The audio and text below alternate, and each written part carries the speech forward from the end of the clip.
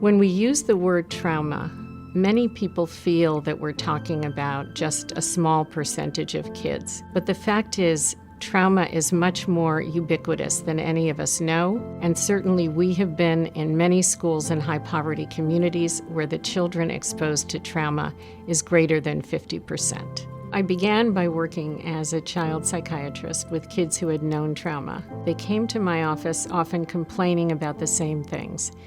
Certainly trouble in school, distractibility, impulsivity, sometimes aggressivity, and a lot of trouble trusting and having good relationships with kids or with adults. Adversity doesn't just happen to children. It happens inside their brains and bodies through the biologic mechanism of stress. Children under stress will have release of the hormone cortisol, and cortisol has effects on the learning center of the brain, which is the limbic system. At the same time, if children have a buffering relationship and the release of the hormone oxytocin, this will oppose many of the negative effects of cortisol and result in some of the resilience that we see and a normalization of brain architecture.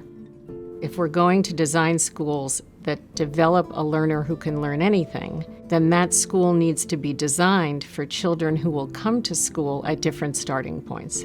Stress and trauma cause uneven development of certain kinds of critical skills and mindsets that kids need for learning. So if we design those into a school environment so that things like self-regulation and executive function and growth mindset are things that we can actually build, then in effect we've created schools that'll have the physical and emotional safety, the sense of belonging, the relationships, and the intentional development of the skills and mindsets associated with learning.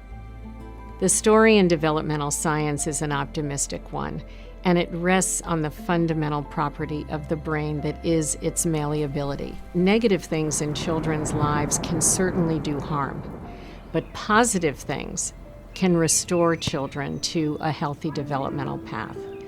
More importantly, if we provide integrated developmental experiences for children in schools, we will not only enable them to recover from the effects of trauma, we will unleash the potential that exists in every single child.